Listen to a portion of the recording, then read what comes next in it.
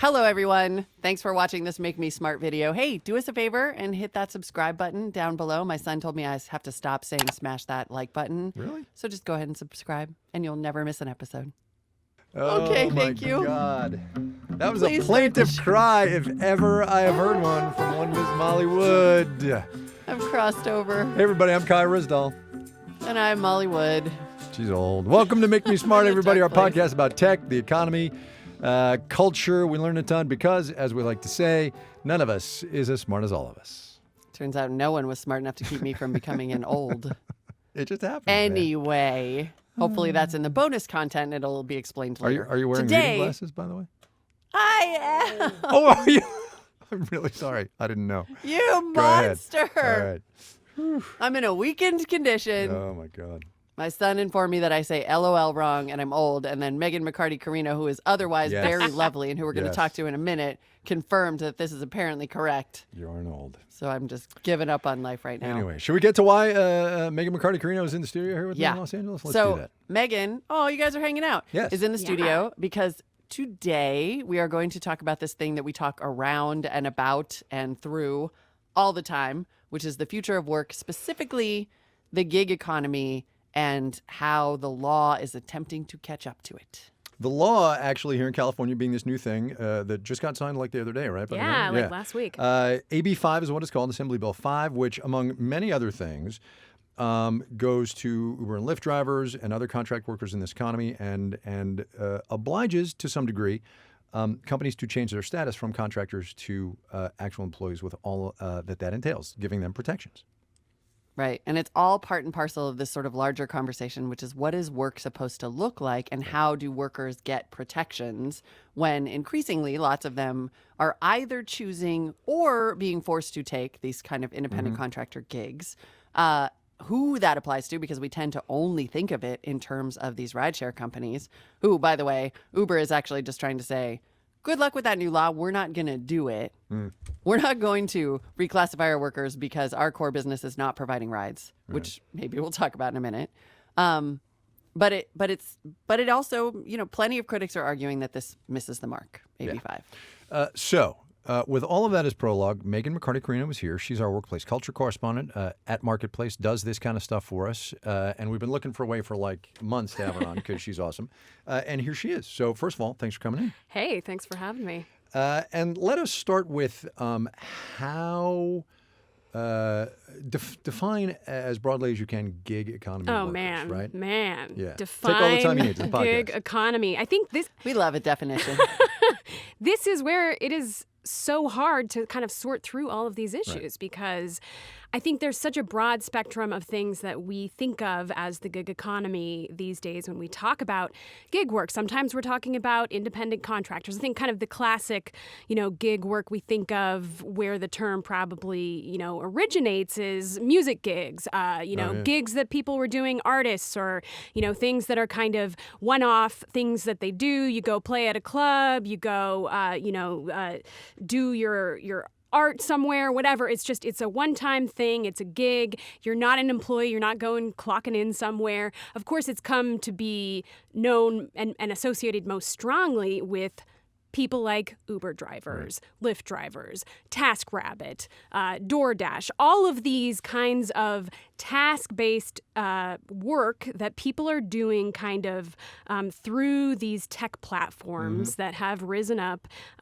Uber being the foremost among them, where they are classified up until, kind of tentative right now, but have been classified as independent contractors, where they do some work. Some people do it on the side. Some people do these jobs full time.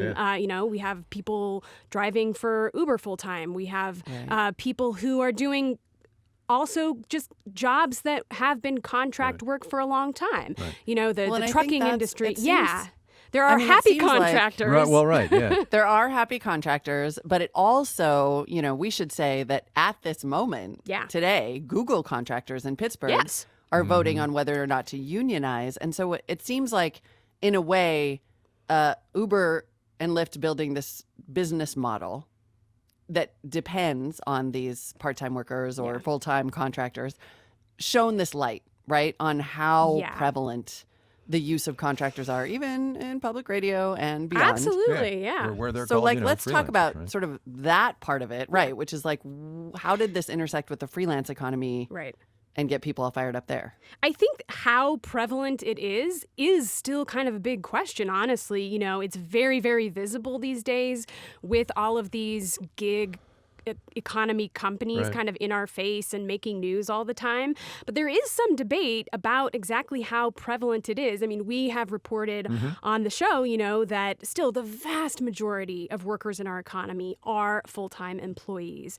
And, you know, the Federal Bureau of Labor Statistics, they have kind of, their estimate is on the conservative side. They say, you know, 10% maybe at this point, contractor or alternative. Other estimates, you know, the marketplace, we had an Edison poll last year all about the gig economy, and 24% said that they had done some kind of gig work. All right, so let's put some numbers to that, right? 10% of Yeah. the American workforce is about 16 million people. 25% is, you know, plus or minus 35-ish million people. So it's Yeah. not a huge slice of the Right. economy, but it's a lot of people. Yeah, and people think, you know, with all of these kinds of visible things happening, say, you know, Lowe's turning thousands of their workers into gig workers, with, you know, we see this happening, businesses kind of paring down, trying to increase their margins by outsourcing some jobs into gig work. And so it looms large in Yeah, the consciousness yeah, as for a sure. direction that we're going. Because we all love And Ubers, so then- right? You know, right? I love Lyft. Okay, I'll take your pick. You know what I mean, right? Actually, I hate them all. True story. I prefer to drive my own car whenever possible. However, let's talk about then this idea of protection, because the numbers are increasing, right? Even though it's relatively small now or still hard to measure. Yeah. 44% of those gig workers, according to our Edison poll, Yeah. say that work in the gig economy is their primary source Yeah. of income. And I think there is this sense that work could change, and that might be great, but it's not great if you don't have any protections and if companies are really just doing it so they can save a bunch of money. So let's talk about this sort of like move toward protection, where AB5 is kind of all the way to what some would the argue other is end of an the old spectrum. model, right? Yeah. The other end Yeah. of the spectrum, exactly. Right. Yeah. You know, I think there is this kind of anxiety that workers are increasingly being left without really important benefits, you know, health care, workers' compensation. You hear about drivers who get into a crash when maybe they weren't in the middle of a drive or something. And, you know, they're left with these huge medical bills and these huge bills for their car crash. And, you know, that an increasing number of workers are not getting the kind of base level of protections that, you know, help our economy kind of function smoothly, I mean, in basic ways, and help workers live a lifestyle that is, you know, of the quality that we want in America. And so I think there's just so much anxiety that so many workers seem to be, even ones who may be fully employed, not quite making it in our economy, not able to, you know, provide basic things for their family or afford extremely high rents or mortgages in our, you know, really expensive cities. And so I think that there's a sense that, yeah, we do need to do more to ensure that there are these basic protections for all workers. And that is kind of where AB5 flows from. So the economy doesn't work, as we've talked about many times on this podcast. The economy doesn't work for many, many people in this economy, right? And the gig economy is a manifestation of that. Right. The flip side, of course, is that Uber's business model doesn't work without their ability to get this kind of labor for cheap. Yeah. Right? Either way, Yeah. it doesn't work. Right. And Yeah. thus we are on the horns of a dilemma. Well, and Or are we to not? be fair, well, I don't know. I mean, I guess that's, you know, Megan, you and I had this conversation on the tech show, which is like, is there a third way? Because so AB5 comes in and says employees or nothing. Yeah. And then all of these therapists and Right. musicians, Translators and and translators, right, who are independent contractors say, whoa. Yeah. Nurse You're going to cost me anesthesiologists. work. Yeah. Wow. Huh. And this is going to be a problem. So, like, what is a middle ground that sort of allows people to have it both ways? Well, I think that It's hopeful. one of the kind of main issues that this whole debate kind of fleshes out is just how we have set up so many of our safety net and so many benefits in our society are based on this traditional full-time employment model. So you get your health care from your full-time employer. You get retirement through your full-time employer. You get, protections if you are injured on the job or unemployment. All these things have flowed through traditional full-time employment. And even for people who are happily working as contractors, these are challenges that, are unmet in many cases. So, the old model of I'm going to get a job at the ground floor of this corporation in mid-century America and stay there and kind of work my way up and get all these benefits from the company and train and do different jobs and stay there for a really long time. That is not a reality for good reasons and for bad reasons. Of course, companies have changed the way that, they're trying to increase their margins, but also, our society has changed. We want more flexibility around different things. One of the reasons that a lot of people do gig work is for the flexibility, and people are not staying in the same job. They're not staying in the same profession for as many years as they were before. So I think it brings up big questions about, is this really the best way for us to administer these things that we decided long ago, okay, these are important things for workers to have, and they'll go through the employer because that was the traditional way that people functioned in their work lives. I should know this, but I don't. So California has AB 5. Are other states going to follow the lead? Do other states have their own gig going on? And is there any movement at the federal level on these kinds of protections? Do you know? So I know that there are, states that are watching California and have kind of dipped their toe in the water in terms of using this criteria that California is using to define what a contract worker or an employee is. So this is what the law in California, it doesn't actually say, okay, these gig workers are employees. It says, it codifies in law, this is the criteria we're going to use in the courts. And so a lot of, AB 5 has already been cited in a lot of court cases in other states already saying, this is the criteria that California uses. This is what this court should use to determine these court cases over who is a contractor. In terms of the federal level, of course, right now, politics plays a lot into how things are being interpreted at the federal level. The National Labor Relations Board has had some memos and some decisions that basically kind of cut out gig workers from any consideration as an employee. In terms of trying to kind of break out of this stark bifurcation between contractor and employee, I haven't seen much action. There is an idea in California that maybe these workers could join unions that would not be company-based unions like we have in the rest of America, but kind of industry-based unions. There's stuff like the Writers Guild, right? Yeah, stuff like that, which provides insurance coverage and some other and kinds even of like benefits, taxi drivers are third-party independent stuff. contractors, and they are able to join unions. So if they were able to kind of join unions but remain independent contractors, maybe fight for some of the benefits that are important to them, but not have the full onerous, weight of all of the various things that apply to employees that might not make a lot of sense for the way that the gig economy has operated so far. Right. Yeah. Yeah, it is interesting in a way, I think, that AB 5 is so stark. Yeah. That it is so bifurcated in a state where so much work is moving this way. And it does make you wonder, are people romanticizing the freedom? Well, yeah, I mean, I think that's... health insurance is on the line? Yeah. I mean, all of the surveys that I have seen, federal surveys, surveys by freelancer groups, everything that I have seen that has tried to take an account of how many people in our economy are working as independent contractors has found that a vast majority are happy to be working that way with that untraditional working arrangement. And so I don't think it's necessary that. Of course, I'm sure if these people are working without any benefits and without any safety net, that they're not happy about that part of it. Right. But in terms of the actual arrangement of kind of being your own boss, the people who are doing it for the most part, that is a big benefit to them, and they are happy about that.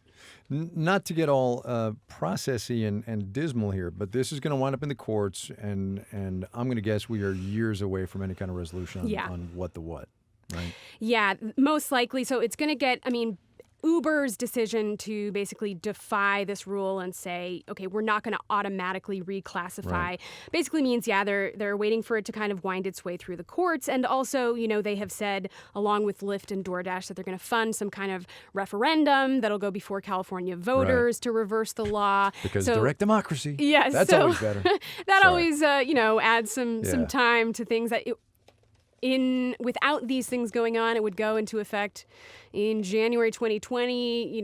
Estimates are probably it wouldn't come anywhere close to going into effect until at least, 2021, if then. So we're definitely years off from this being resolved, and a lot can happen in that time. A lot of kind of negotiation can happen in that time. Meghan McCarty Carino is the workplace culture desk here at Marketplace, making us smart on this gig economy thing, which, as she said, is going to go on for years and years and years. Thanks for coming in. Really Thanks, appreciate it. Thanks a lot. Thanks, Megan. So let us know what you think about I the like gig how you economy. just make it like the bummer. What? Well, look, man, that's Which is look, gonna go I on know for the years job that I and play on this years podcast. and It is my thing. Come on. Let us know what you think. Make me smart at marketplace.org. Send us a voice memo. If you're a gig economy worker and you like it, tell us. And if you hate it, tell us. And why? Send us a voice memo. We'll be back. Yes. Well, Molly and I already started. I'm just saying. Boom. There we go. All right. So the sting has come and gone, and we're back. And you going to go first? I see two there. Cheater. I do. I'm throwing in Greta Thunberg too. Like I'm just like not. I'm taking over. Yeah, how about I'm Greta taking Thunberg? over the news fix. I've had it with this one. You know what? Thunberg. I don't know who made this rule that it can only be one, but I don't think it was did. me. I think we made the rule that it can only be one. I feel like I'd remember that. I don't know. Okay. The floor is yours. That's how I get out of stuff. I was just struck. Okay, well, I'm gonna back up and say that number 2 on my list is really just a shorty. It's Okay. just a little banana pants update, which I feel contractually obliged to do at this point. I wish we had a banana pants sting. I know, right? And it could be like Arrested Development. There's always money in the banana Always stand. one is banana stand. That's right.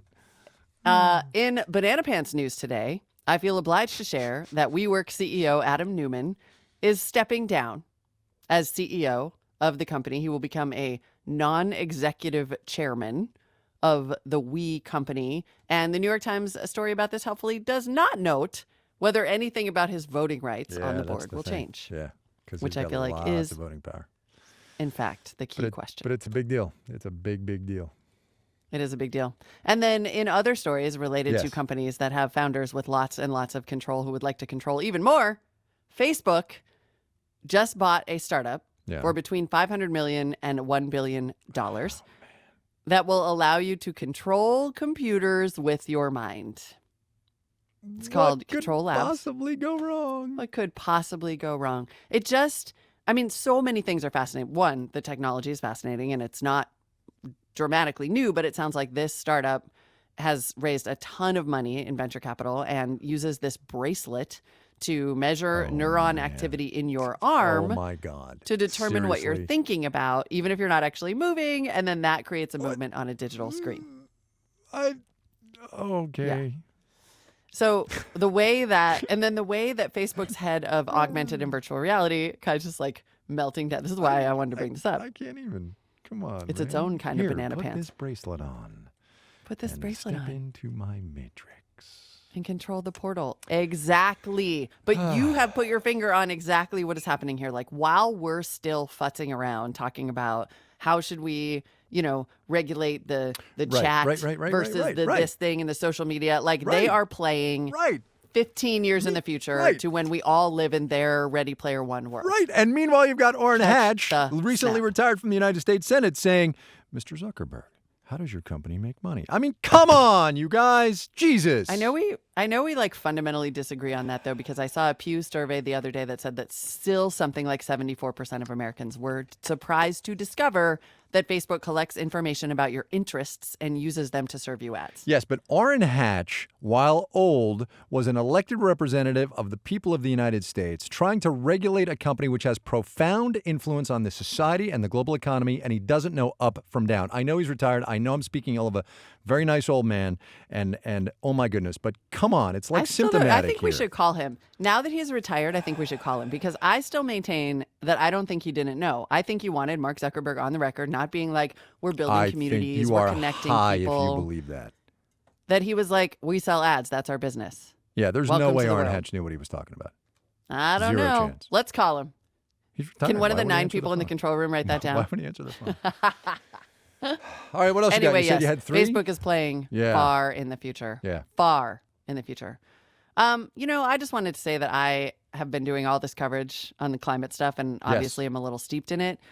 But when I heard Greta Thunberg's speech at the UN Climate Action Summit yesterday, I burst into tears. And I know that I'm a little bit of a jello lady. I'm a crier. I'm a softie. But to hear her at 16 years old be brave enough to basically say, if you don't do something now, you have stolen my future, broke my heart. It made me cry. And then to see the equal and opposite reaction to that just makes me a little despairing. This is why I had to ask a friend for a kitten picture today. A little bit despairing that we will actually do or accomplish anything on this issue if we can't even agree to leave a kid alone. That's all. Go check out that video. It's really kind of She's incredible. remarkable. Yeah. She's kind of remarkable. Check out her Twitter bio, updated just today too. No reason. So, my turn? Yep. Your turn. Different thing. You can have a few if you want. Less You gloomy. got No, 3? I only got one. I just want to, for those who might not be following the business and economic news perhaps as closely as I am, you may perhaps have heard in the last 10 days or so of this thing going on in what's called the repo market. And I want to do 2 things. I want to explain very briefly what the repo market is, and then I want to tell you why it's a thing you should know about but not worry about. So the repo market is this. Every night, literally every night, the big banks and the big shadow banking institutions and hedge funds and what have you basically balance out their books. And the way they do this is by swapping money or securities, right? They say, I need $300 million here. I've got some treasury bonds here. You can have them, blah, blah, blah. To balance their books, they move money around literally overnight. On the order of trillions of dollars. And it usually happens fairly fluidly, no big deal. Everything's fine. It's just the way things work, okay? Beginning of last week, for a lot of reasons that I don't want to get into, in essence, they ran out of cash. They had to pay tax bills. They had other things going on, and those big institutions ran out of cash. And so what happens when cash gets scarce is that the cost of money goes up, right? It's this thing called supply and demand. And when the cost of money goes up, that's another way to say interest rates. So the interest rates in the overnight repo market went really, really high. And instead of being down around 2%, where the Fed wants it, it got up to 10%, which is a lot when you're trading trillions of dollars. So the Federal Reserve jumped in, plowed tens of billions of dollars, and is still plowing tens of billions of dollars into this overnight repo market. So that's what's been going on. The Fed is providing liquidity so that these banks can, in essence, balance their books because they ran out of cash. Okay? That's what's happening. Okay. It is tempting to believe, since the last time there was a problem in the repo market, there was this thing called Lehman Brothers going on, right? And the great financial crisis and the recession. It is tempting to believe that this is a precursor to that again. It is not. What was happening back then was a credit crisis. People did not believe they were going to be paid back. So nobody wanted to lend, say, Lehman Brothers, $100 million because they were afraid they weren't going to get it back. That was a credit crisis. This is a much easier problem. It's a liquidity crisis. It's a cash crisis. And the Federal Reserve is here to say, here is $100 million or here is $3 billion or whatever. And the Fed is providing liquidity. So while this is not normal, while it is a little bit of a problem and we should keep an eye on it, it is not, repeat, not Lehman Brothers. That's all I wanted to say. All right. I appreciate you saying Okay. that. But so we shouldn't worry about any of the reasons that they ran out of cash? No. All right. Truly, what you I can mean, be, I what would you can love be- it if somebody would come in when I have liquidity problems and be like, I "Here's $100 know. million," but I know. whatever. Well, look, if you become a systemically important financial institution, Molly Wood, we will certainly arrange that for you. I'm working on it. Also, Okay. I would like that on a T-shirt. Molly Wood, systemically important financial institution unto herself. Yes. All right. So that's my spiel. That's what I got. So keep an eye on Thank it. you. Read about it. Now you know about it, but don't, lose sleep over it. I would like to know that I sat on my chaise lounge surrounded by tissues and Call this weekend with coffee, and I read the Wall Street Journal story in the actual newspaper about the repo market like 35 times and could not understand what it said. So thank you for that. You're very welcome. I appreciate Glad I could it. help. Now. And we have more. Yes. We have more. We do have more. Go ahead. You go first. We're just really good. I can't believe we get to bring this messing with you to the show. It is our fall fundraiser. Oh, God. And someone at Marketplace has had some really good ideas. But before we get to that, we know you hear this pitch a lot, but we actually really mean that we can all get smarter together and not without your support. It is fundraising time. Become a Marketplace investor today because we have the cleverest name in the fundraising game.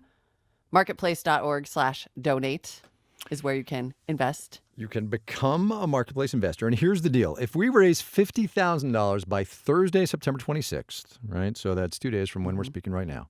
We get another 50 large from our friends at the Candida Fund, right? And your dollar then goes twice as far. But we got to get to 50 first from you guys, okay? And we are so very close.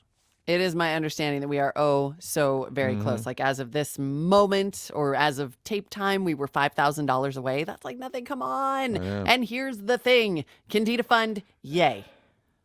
But I know the deep sighs have already started. I would like to know who came up with this idea. It is genius. If we hit the $50,000 goal, Kai will drink a pumpkin spice latte. Now, if you know anything about me, that was very good.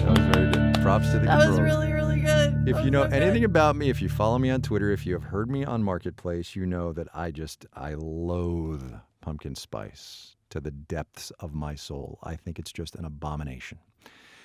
So every year when pumpkin spice latte rolls out, or pumpkin spice Cheetos, or pumpkin spice Frito-Lays, or pumpkin spice car oil, or take your pick, it's my own little seventh circle of hell.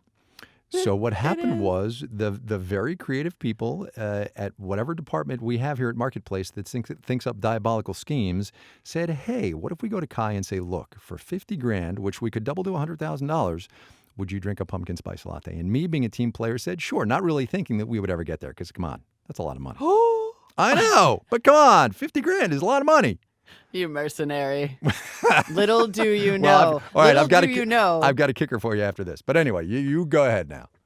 I mean, I was going to say, little do you know that you have yourself created the exact conditions for this kind of thing to exist. Because, Kai, how have you not learned after these many years? You never actually tell people what you don't like and don't like. I know. I mean, come on. The pumpkin spice thing is magical. Yes. Magical. Okay, what's the kicker? So the kicker is this. So I need to say this. It's $50,000, people. It's not $49,000, $999.99. It's $50,000. Okay? So that's the number we got to hit. Here's what I'm thinking. We all know I like beer, right? I like really good crafted IPAs. Here's what I'm thinking. Here's what I'm thinking for the next drive. I sense some wiggle. For $100,000 in donations, which hopefully Candida will double to 2, but that's not my business.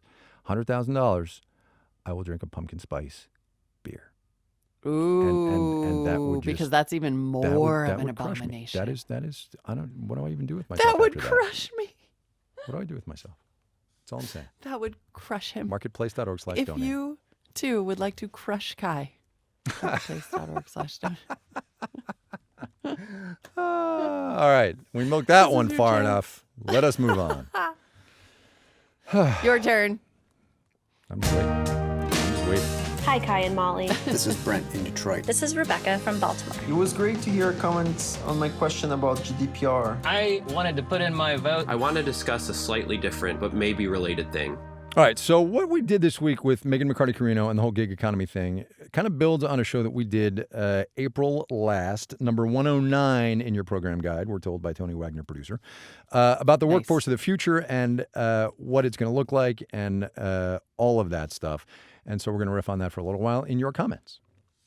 We are. We talked about anchor jobs, the like stable thing that makes you money, but maybe not quite enough money, and then side hustles, the other stuff that you do, maybe because you hope it'll be your career, or more likely because this is America in 2019, you need a little more income to pay that dang rent. Erica Kane emailed us to talk about that distinction. She said she hates the term side hustle because, and this is the quote, the popularization of the side hustle has grown to include the evening and or weekend jobs we increasingly need to pay the bills and keep body and soul together. I worry, she says, that normalizing and glamorizing the side hustle also normalizes this need and the unlivable wages that come with, quote, day jobs, which Oh my God, I is totally true, agree. right? Yeah, it's totally true. I totally agree. Totally I true. remember when those Uber commercials, ironically, started showing up that were like, bunkin' sound. upgrade your... No, it's not me. It's No, not it's in my me. house. Sorry. All right. Anyway, go ahead.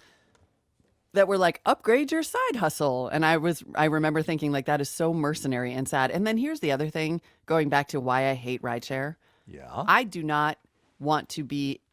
I think that one thing that happens with the gig economy is that then these risk becoming jobs that people don't take very seriously. And when that job that you're not taking very seriously is driving my body Right. around in a multi-ton vehicle Right. and that vehicle smells like weed, like I'm not okay with that. Yeah. I don't want these to be side hustles. I want them to be jobs that provide the intrinsic and extrinsic motivation to do a good job. Yep. Yep. And totally. that there is a safety aspect to that, which is why I still I rent a car when I come to Los Angeles. That's how serious I am about hating this, because I don't want it to be side hustle. I want it to be your job. Yeah. Fair so enough. I don't die. Program note, I found the clinking sound from beneath the desk. It was me kicking a mug that somebody had left under there. So I'm just saying. Oh, Always check underneath the studio table. someone I'm just saying. littered a mug in your studio? Yeah. Yeah. Wait, was it like a pumpkin spice latte prank? Shut up. Okay. So anyway. Is there PSL in there? Where are we going? Okay. All right. Okay. Last week, we heard a little of the reporting that I've been Yes. doing on Marketplace Tech about the technology we need to adapt to climate change, the role that Silicon Valley plays in creating it. And we had several Yeah, people for sure. write in to call us out for not mentioning nuclear power. So here is one of them, Peter Weitzel. Like a lot of green energy coverage, last week's piece in Silicon Valley made no mention of nuclear power at all. And that seems to be kind of par for the course. Are venture capitalists really not interested in next-gen nuclear power? And more broadly, why doesn't nuclear get more attention in green energy coverage? What do people think of when they think about green energy? You know, it's not nuclear. I don't know, but luckily here was Ryan Edmonds to talk about one specific kind of nuclear power and make us more smarter about it. In the last episode, you neglected to bring up the thorium molten salt reactor as a carbon-free technology to meet our energy needs. It promises abundant, cheap, clean energy. We already have mountains of thorium as a byproduct of mining rare earth metals. The transmutation of abundant thorium into fissile fuel is a magical solution we needed decades ago. Dude, what? Can you put that on a PowerPoint and call a VC? I don't know anything about this. I am into magical solutions. Well, but No, I mean, I don't. Go ahead. Yeah, go ahead. Well, no, I was just going to say, so look, these are all amazingly complicated topic, first of all. And I will say, as a completely uninformed bystander, and I know the parallels are not exact, but I watched Chernobyl on HBO. That's what people think of when they think of nuclear power. I'm now just we're telling gonna. you. I know. Well, 3 it's Mile true. Island. I think. Were you there? I was a sophomore in high school. That's what people think of when they think of nuclear power. I'm just telling you. Yeah, I think that probably fundamentally everybody would tell you that although this is a very complex topic and there are probably really good and magical solutions and not, that there's that word, the branding word that you have to get over. But I have to say, I almost wonder if this isn't worth an episode because it is really, really interesting and does keep coming up. Apparently, Andrew Yang is a huge proponent of R&D for new kinds of nuclear power, in particular, the thorium molten salt reactors thing that Ryan mentioned. I don't know. I think it's a show. All right. Let's do it as a show. Nuclear power. Let's all get smart together. Nuclear. It's pronounced nuclear. Then we have Simpsons jokes. Like, it has it all. This episode has it all. Cricket. Anywho, Cricket. moving to the Make Me Smart question, which is something you thought you knew, but you later found out you were wrong about. We've got Dell Adams, who sent in this voice memo. Hi, Kai and Molly. This is Dell Adams from Dallas, Texas. Your episode on working women made me think about something I thought I knew, but later found out I was wrong about. While I knew being a working mom was going to be hard, I used to think, well, everyone's got a thing pulling on their focus at work. This will just be my thing. My attention is sometimes divided, and I constantly adjust to find the right balance. Recently, I learned from a coworker who was a dad that he understood because his wife constantly felt distracted from her job because she was thinking about their kids. Well, he didn't quite feel the same impact on his focus. What I realized is that I, as a working mother, had been given the gift of my distraction being understood and possibly accepted. But I know many coworkers who play the role of primary working parent, but are not viewed as traditional working moms. I know single fathers, grandparents being parents, and people taking care of their elderly parents. I do want to help support women in all phases of their careers. And I want to extend my empathy to other distracted coworkers by seeking to understand their perhaps less than traditional circumstances that they may find themselves in. Yeah, I think it's interesting. Like, we talked about women, but I think there's an argument that what we were really talking about is parents. Like, there is a whole... That is a nut that we haven't exactly cracked. And we got a lot of feedback about the idea of leave and, you know, should it be longer? Should it be shorter? Does it ultimately punish people? And what we're really saying is, like, how can we support families who also have to work? Which, in a way, work with me here, goes back to where Okay. we started and the way the labor force in this economy is changing. Yes, that's... Wow. Wow. Well done, buddy. Boom. Way to make it circular. That's me. All right, what is your answer to the Make Me Smart question? I love these listener answers. Thank you. Keep sending us the voice for sure. memos.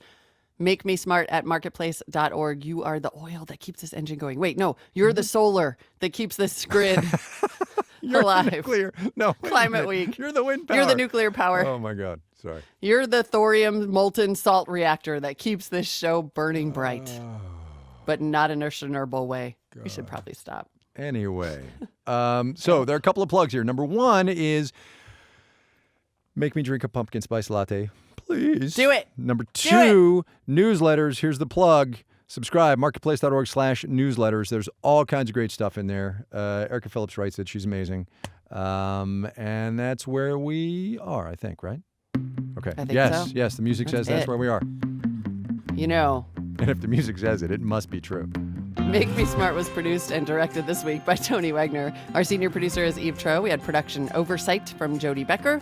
Thanks to our video producers, Ben Heathcote and Summer Dunsmore. This week's program was engineered by Daniel Ramirez. The theme music, come on, you guys know this by now, Ben Tolliday and Daniel Ramirez. The executive director of On Demand is Sitar Nieves. The senior vice president and general manager is Deborah Clark. You know, I that's have where this we are. really fancy pumpkin spice latte mug. It's bedazzled I and will bejeweled. kill you in your sleep. Starbucks sent it to me because I tweeted about the PSL Seriously? so much in like 2010 or What? something. Yeah. So I tweet a lot PSL about was beer, new and then. nobody sends me beer. But And I you get a think I pumpkin spice might latte mug? What need is to that? FedEx it to you I think you had best not. for the time when maybe you could put the beer in it. You need this. You need this. This is coming your way. Look out, Rizdal. Check your mail. God. I'm gonna go dig that thing up. It's All right. bejeweled. Bedazzled.